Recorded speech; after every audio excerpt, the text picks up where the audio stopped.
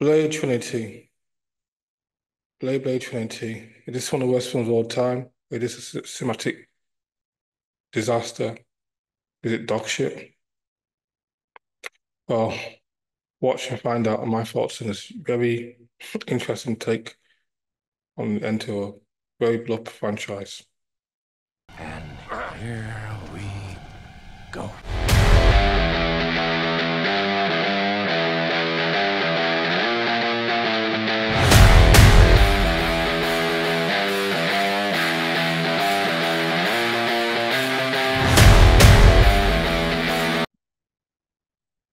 Okay, Blade Trinity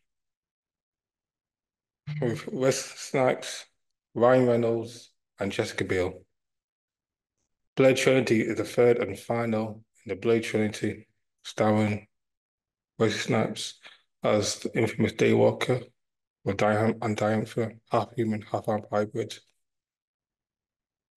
This film is notorious for its production, very, the fallout between Wesley Snipes and the director, Wesley Snipes and Ryan Reynolds, complaints between the crew and Snipes refusing to be on side with his fellow cast due to issues with the film, production and script. He spent we to shoot a lot of his scenes and stay in the trailer supposed to smoke and weed. And Ryan Reynolds saying this is a film we should never ever made, that he wishes he regrets making. Blade Trinity, what do I think about this film?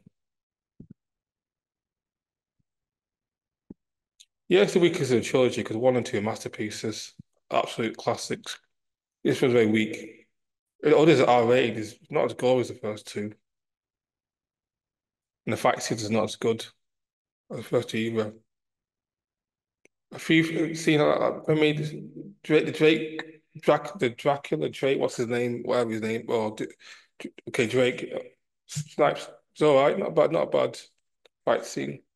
Jessica Biel tries in this film. She tries actually has some decent fights, but compared to the first two, compared to the first one, nowhere near comparison. David Corey, it's purely not good by himself. He's a decent writer, but he's not a good director. This is a weak script. He's good with script writer, but he clearly needs help. On his own, not the best. The Dark Knight's got Christopher Nolan, Jonathan Nolan. By himself is dog shit. Zigzag, his director debut was okay. But, I don't know if it was actually in this film. Not a big character. I haven't seen The Visible and I haven't seen Unborn, but I I still but those films I haven't heard a good thing about those films either.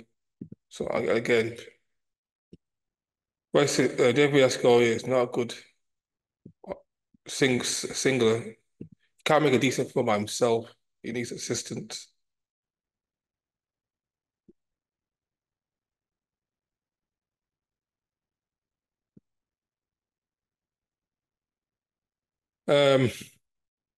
Not the worst film ever. It's one of the weaker comic book film, but it's not as bad as The Eternals, the Marvels. Okay, with that, Steel, Shaquille O'Neal Steel. Um, there's actually quite a few bad ones.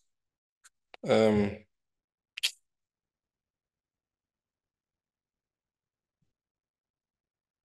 I like this more than even I like Captain America film from the 90s, the Fantastic Four film from the 90s. See, I thought Catwoman, definitely, I understand this is better than Catwoman. Not Catwoman bad, it's weak, but not Catwoman terrible. So I can't say a cinematic disaster, but disappointment compared to how good the first two are. And definitely weekend to the trilogy. So basic storyline. Well, it's a hunt. There's another vampire, hunt. But he gets tricked. The vampire he kills is actually human, and he gets recorded on camera by this vampire overlord, played by Parker Posey. Sets him up, gets captured by the cops. Fortunately, whilst getting captured, um, Whistler, played by Chris Christopher, to avoid the vampire stealing technology. He self detonates the warehouse, killing him and sacrificing him as well. So this film as well as Wesley actually died for the second time, and this is for real. Well, he died. He committed suicide the first time, but he got back as a vampire, so he couldn't really quite die in the first one. But this one, he dies for good, and gets captured by the cops.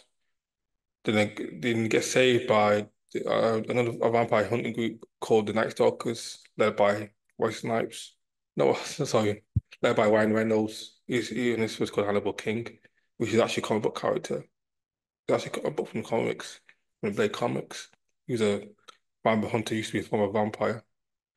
And Jessica Good plays Abigail Whistler, who's Whistler's daughter, even though he said in the first film his family was completely massacred by the vampire. But I think she was born at wedlock, so he must have had a baby with a woman after his, before he met Dr. Blade. Um, in the meantime, the vampires bring back Dracula from not from the dead, from his sleep, deep sleep, to help him take on Blade, and because he's a day walker as well, he's all powerful day walker, and so hopefully they find a way to using his blood to become day walkers as well, to help fight Blade and the humans. Um, this film is very disappointing in terms of storyline. I just Dracula Drake is this like Dracula Blake concept could have been so much better, but this Drake is very underdeveloped, boring still. Not much to him compared to come on with the first one. You had Deacon Ford, the excellent performance by Stephen Dorff. You had the second one, Jen Norma, excellent performance by Luke Goss. Really, really good villain. Two of the best villains in comic book history. And this Drake guy played by Dominic Purcell, so boring, so one-dimensional, a generic villain. There's no life to this guy. He's meant to be the first vampire. And Drake, and to be honest with you, he's not that good of a villain, to be honest with you. He doesn't take that much to beat him in this one, surprisingly. He needed to be defined by the big boss, to be the final boss of the Blade trilogy. Almighty, Dracula, first vampire. And Jake defeats him not too hard. To be honest with you, he had more struggle with Nomad than he does with Drake. So again, very generic one-dimensional villain. Packer Posey is a secondary villain. Again, don't find interesting either. I think she had some type of past history with Ryan Reynolds' character. To be honest, the best part of this movie, in my opinion, this is a bit not so controversial. It's actually Ryan Reynolds with his constant F bombs and his gags and his jokes. His character is the most interesting character in this film. Without him, this film would be absolute God. He's dog shit, but he what keep the film from being complete dog shit. He actually keeps it entertained somewhat. Give me know that time. His jokes, his comedic values, what keeps the film on some type of interest level. Jessica Biel, okay, she's Winston's daughter, but again, she's one dimensional. You don't know much about her. I wish her character you can look. She talked about. I wish you knew about her relationship with Whistler. How come they went a separate way? Why did she join the Night Stalk? I know she wanted to join a Fiery Crusade with Hunting Vampire, but how can she went to separate ways? And why did Whistler mention about her in early films? And how come they're not together? Why they split up?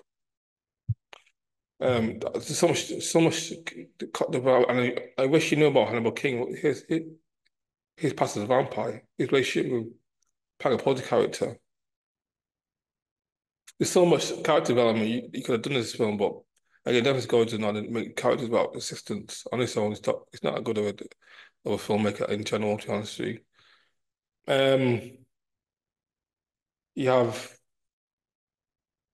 Triple H's Jack and Grimmer, who's one of Pagapod's henchmen. Again, he just muscle.